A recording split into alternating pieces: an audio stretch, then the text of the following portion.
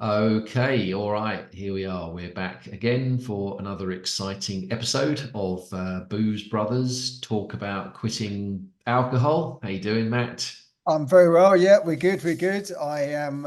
We were joking before we started filming because I'm currently in Amsterdam at the moment for work, and we were saying, well, what would my night have been like? 7, 8 years ago when I was still drinking, and I can tell you, I wouldn't be sat here doing a video in a hotel room thinking about eating early and going to bed.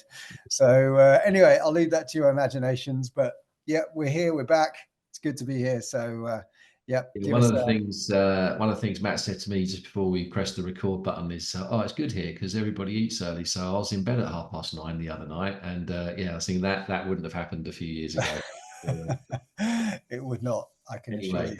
all right. So the conversation that we just wanted to have today was really a follow-on from the conversation that we had last week, which is just this kind of ongoing subject and issue of why is it so difficult to quit? And it is a really fascinating subject. There's endless sort of avenues and routes that you could take to go down to sort of flesh this one out. And I think in summary, where we got to last week, we essentially, there's a few reasons. The first one is, of course, it's really very fucking addictive. It's Yeah. um, there's a great line at the beginning of the Train Spotting movie when he talks about, shooting up heroin. We don't do this because we're idiots. We do it because it's fucking amazing. And, I'm not sort of trying to draw too many parallels, but addiction's addiction. And I think people drink because they sort of feel like it's giving them something which is very, very compelling, super, super addictive. And I think um, one of the reasons why we're all so caught up in it is I think that, and this might be changing now, but I think that most people who are of an age to drink alcohol have been kind of conditioned into it. I mean, when I was growing up, it wasn't, I don't think, I don't think I really thought of alcohol as being bad for you. I mean, I just don't think I No, did. it's just something you did, wasn't it? It was like Yeah, it was even sort of, everyone did, and yeah, yeah, it was almost obliquely medicinal. I remember people saying, "Oh, if you've got indigestion, have a rum and pep. If you need to." And I was actually again, like even I think in the World War II, I think the army used to give soldiers a quick nip of Bell's whiskey before they, to sort of fortify them. There was this sort of there was a view that alcohol, was useful, that it was something that you yeah, did. And yes, sure, people kind of fell the wrong side of it, but actually, it was it was a valuable, contribution to society. And so, if you sort of put those two things together just by themselves, the fact that you get this sort of huge conditioning to drink, it's really, really, addictive. And well, then of course it's going to be, number one, of course, you're going to get loads of people who end up, struggling with the consequences of alcohol. And secondly, you're going to get a lot of people who, struggle to give it up. So we want to sort of talk about that. So I'll pause for breath there, but any sort of thoughts or observations, comments on that, just those first 2 points. yeah. I think it's very true about the addictive nature. It is ethanol. It's a psychoactive substance. It's addictive. People get addicted to addictive things. It happens, and I think that the quitting is obviously hard because of that. I, I think in my mind and just my experience, the it's more what goes on in your head. It's more the association with drinking that's the hardest thing about it, as opposed to a physical addiction. Some people do have that physical addiction, and I think for those people, they really do need to seek proper medical help. But I think for the majority of sort of the gray area problem drinking, where you know, I was at the top end of the spectrum of it, I will admit. But for me, it was really the, you know, that just ingrained belief that drinking is what you do for fun, and that's all kind of all there is really. It was my hobby. You know, I've said many times, you know, I remember my dad, you know, our dad saying to me one time, you know, what you need is a hobby. And I was thinking, yeah, in my mind, I was thinking, my hobby is drinking, really. That's what I do in my spare time. And that's the hardest thing, I think, is getting rid of that belief that, you know, drinking is the all-encompassing fun thing that you do as an adult, and actually there is so much more out Yeah. there. What's weird about it as well is that, and I don't think I touched on this last week, is it sells you on a promise and delivers kind of almost the opposite. You know, it's something that people do because they think it is the way to go out and have fun and celebrate. But how many times have you said something you regret when you've been drinking? How many times have you behaved in a way you wish you hadn't? You know, you just do a search on YouTube, you know, drunken fights at weddings. Look at the number of the way that people behave. There's people Yeah, passed out, you know, just fights in the high streets all up and down this country.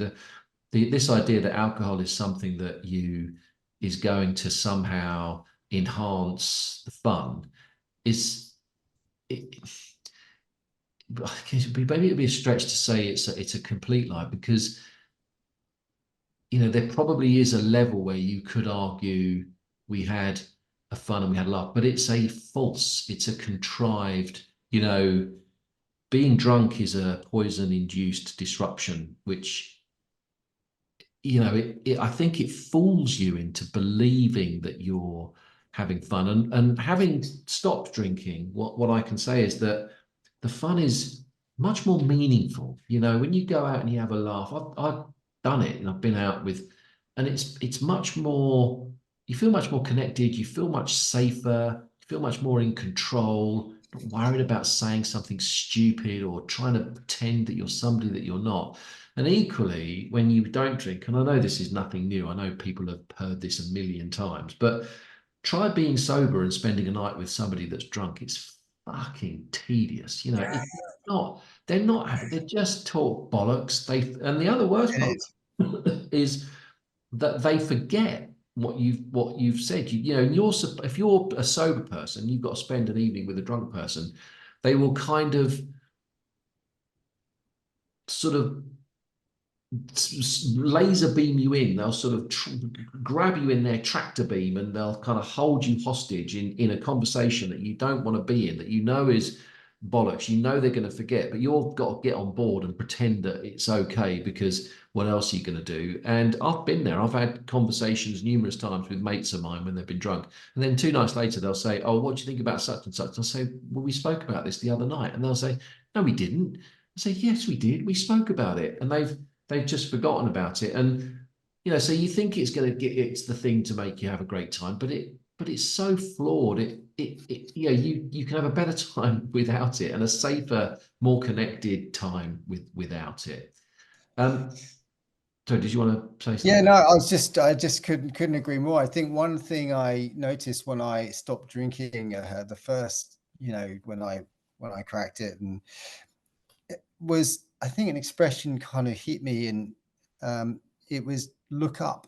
And what I mean by that is, all of a sudden you kind of see the world in a different way, and you look up and see how things you didn't notice before. I know it sounds really wanky, but it's like, you know, you see like the beauty in things that you didn't really notice before, that you didn't really look for before, and you find pleasure in things that you never would have really wanted to find pleasure in before. But honestly, it's so rewarding. I mean, I know, I suppose I can give you an example of my weekend just gone, which was, you know, on Saturday night we went round for dinner to a friend's house. It was really nice, and we arrived at 7. We left at 11:30.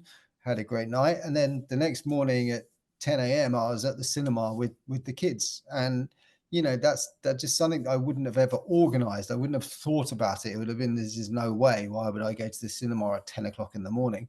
Whereas actually it was brilliant because we went to the cinema, we came home for lunch, still had the afternoon, and you just see things in a different way. And that was something that really, really struck me. And, Mm. you're looking for something good. When you quit, you really do see things in a different light.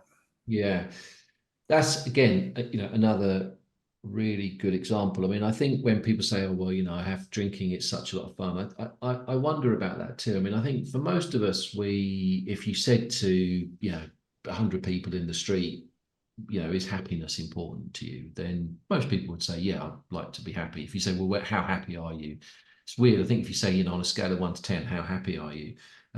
What you tend to find is that people will give you, it will range from about 6 normally to about 8. Very few people say I'm a 9, or I'm a 10. They'll say, oh, I'm about a 7 or an 8, and I think one of the reasons for that is because we haven't taken the time to define what actually does make you happy. And Yeah. I have, and I think when you stop drinking, your thing about it, you can look up. My interpretation of that is that you start to you suddenly catch sight of things that you actually really do enjoy, like a Sunday Yeah. morning trip to the movies.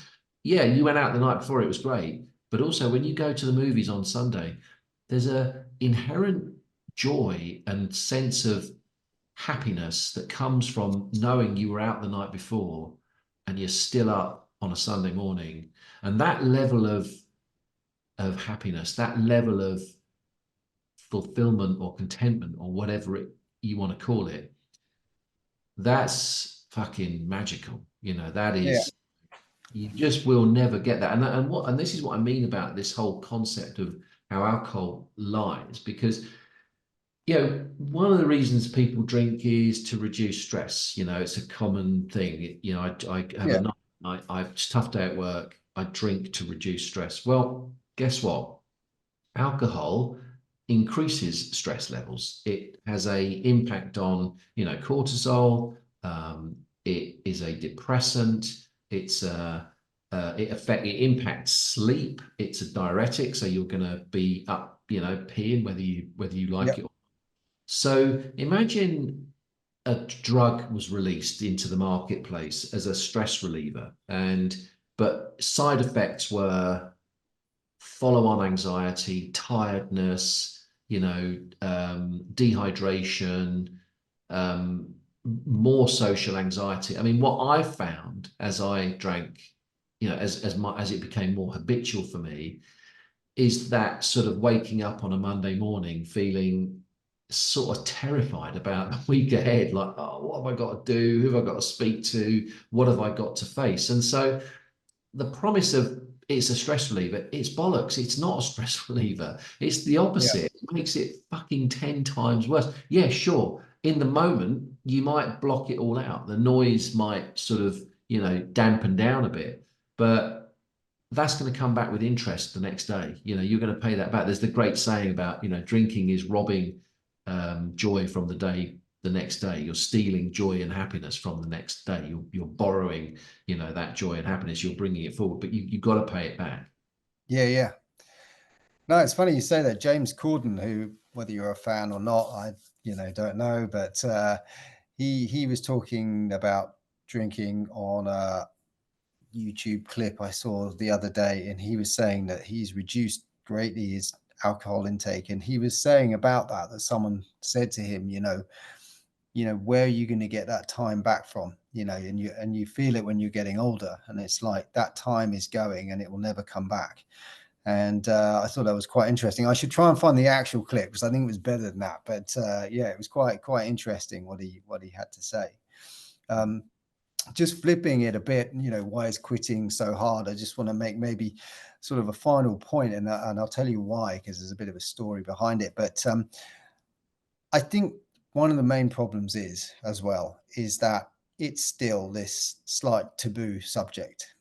It is difficult because quitting involves admitting you had a problem, or it, whether you had a problem or not, it opens you up to that community of people thinking you had a problem, because it it's not common. And that's crazy in my mind that it's getting more and more common, but it's not. And I'm doing a talk next week at work about addiction and my story, and I feel that I have something to say, and I want to say it, and I've been empowered to do so. So I'm taking that opportunity to do it, and you know I had to go and talk to human resources about it in a very, very nice way. They needed to check, obviously, that I was okay with doing this, and I appreciated that greatly. But it did make me think. It's you know it is this still this taboo subject, and I can't talk more about that conversation because obviously it's work related. But you know I whilst I appreciated it hugely, it still makes me think that we need to do better. We need to make it so that not drinking is just not even questioned. And I think that is kind of hard and I think it does put people off. I think it's that sort of, what are people going to think of me? I mean, I can tell you what people will think of you. Most people will think it's bloody amazing what you've done, because that's all I've had. You get the odd piss take, but those are often the people who probably should be reconsidering their relationship with alcohol in the first place. So yeah, I just think It is true. There's a new. I don't know if you've heard of this. It was new. I mean, it's probably like. So I think one of the things is that the term, say, alcoholic, for example, has yeah. just kind of laced with negative connotations. It's kind of a pejorative term. If you're an alcoholic, it's not a great badge of honor. And I think, of course, No.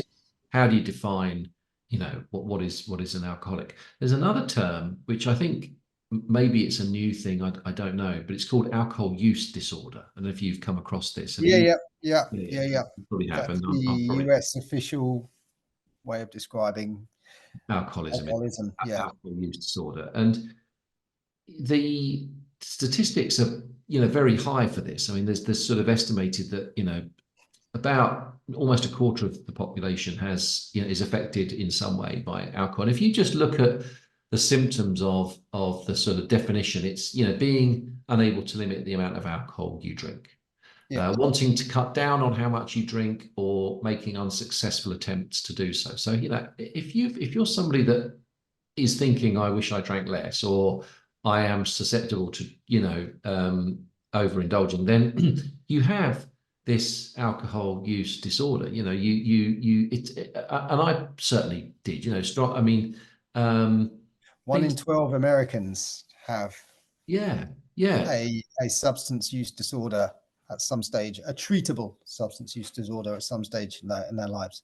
I mean, and think of that figure. It's huge. it's enormous. And of course, what's weird about it is, and we said this before, you take a highly addictive substance, something that is incredibly addictive, where the reaction to the individual human brain is uncontrolled. You cannot determine how one person is going to react when they drink alcohol. It's a completely different experience for everybody. You make it to the point where it's not just socially acceptable, but it's almost kind of socially expected that you're going to do this thing. And then, kind of look down your nose if somebody says, actually, do you know what, I don't want to do this anymore. And I had I think you are right. But I think what is interesting as well is that I think you can make it a lot more progressive in the way that you describe it. I mean, I heard somebody discussing it the other day on a podcast, which wasn't actually about alcohol, but it was the subject was alcohol. And it's becoming more and more of a conversation. And she said, she just said, look, there I was trying to make the best of my life. I was trying to be fit. I was working out. I was going on diets. I wanted to, I was trying to make a success of my business. I was trying to work hard on my business. And yet there I was 3 or 4 times a week, drinking too much and feeling the effects of it. And she used the term, and it was just completely counterproductive. It was counterproductive for what I Yeah. wanted to do. So she said, so on that basis, I stopped. And you sort of think, that's right. It is counterproductive. If Yeah. you're Great somebody that question. wants to live a life of, you know, McDonald's on a Sunday morning, lying on the couch, putting on tons of weight, that's fine. Then go ahead, carry on drinking. But if you want to do something with your life, if you want to build something or progress or move forward, then it is going to be counterproductive. Alcohol is never going to feature as a strong contributory positive force in that dynamic. So on that basis, why would anybody do it? Yeah. Well, that's yeah. I when you put it like that, I think it's a really really good way of putting it. It is it's such a difficult one really because there's for some people it is their social makeup, and it's so difficult to see beyond it. And I was victim of that too, and you were. And I think it is hard to it's I think we've said this many times before. The actual physical action of quitting is not that hard. You just don't do it anymore. You stop putting it in your mouth. But the whole ecosystem that goes around it, that's the thing that you need to crack. And I think for me it really was just um focus on the people that you look up to, the people you admire, whether it be famous people, Anthony Hopkins, whether it be Brad Pitt, Robert Downey Jr. Look at him, stood on the stage last week, winning an Oscar for best supporting actor. 20 years ago he was in an LA jail. You've got to admire that he's been through what we've been through. He's given up alcohol, drugs, all that sort of thing. And I think as well is just plan your time, fill your time to start Yeah. with. I think that the stigma thing, which is something that has come up a lot, I actually think that it is something we construct. I don't believe it. I think that when somebody like you or even me stands up and says, do you know what, I'm not doing this anymore because it's getting in the way and I want to live a better life and I'm going to do all sorts of other things. I feel like most people who really count just look at that as incredibly impressive. And Mm. you do look up to people. I really admire the people who have, you know, I admire people who don't drink, and I Yeah, admire them. I don't have anything against people that drink. I know. The Me neither. latest science is, it's really 1 or 2 drinks a week is about the only safe limit these days. And this whole thing about, is alcohol on any level good for me? It's been completely debunked. This thing about, a glass of red wine because of what is it, the red grapes or something? There's something in there's a Tannins or something. I it's can't remember. something, yeah. It's been Yeah, totally. It's like it's a load of bollocks yeah, because you just yeah. go and drink, it's got the because the ethanol will completely wipes out any of that value. So yeah, look, it's like I said, I think it's as always, it's just a endlessly fascinating, nuanced topic. I think also if you have quit, and one of the comments we got on the at this last week, or I can't remember, it was one of the comments was, any thoughts on if you have given up and you're not really feeling the benefits. And I just wanted to end on that, and maybe we'll do more on that. But Yeah. the answer is stick with it. I'm reminded of bear with me, but just quickly, in sporting terms, the football team that I follow is a team called Arsenal, and quite a while ago now, 20 odd years ago, there was a manager called Arsene Wenger, and when he came to the club, one of the first things he did is he completely restructured the diet of the players. So it was vegetables and rice and lean meats and proteins. And they all went into they kicked up a stink, they kicked up a fuss. And there was one of the players at the time, a guy called Ian Wright, who was their top goal scorer at the time. There was a mutiny because he said that it was flavorless. It was just disgusting broccoli and rice. And he said, and they went into the manager and they said, we're all feeling weak. We're not ready for the start of the season. We feel like you're putting us on the back foot by making us eat this.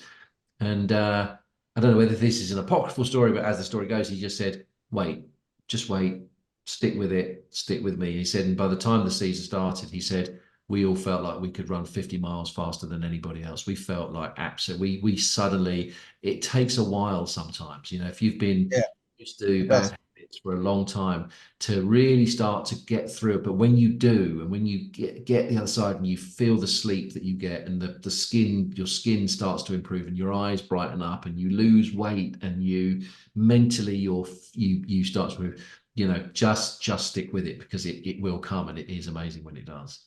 Yeah, couldn't agree more. Yeah, stick with it, and you will reap the benefits. There's no doubt of it. There'll be something that happens, and you'll suddenly think, God, I couldn't have done that, a few months ago. And any of those, take them and use them to spur yourself on. Perfect. All right. Well, we'll probably leave it there. I think Yeah, we've spoken long give enough us a now. thumbs up, subscribe, join us again, and thank you for watching. Until the next time. Cheers, Matt. Bye. You guys.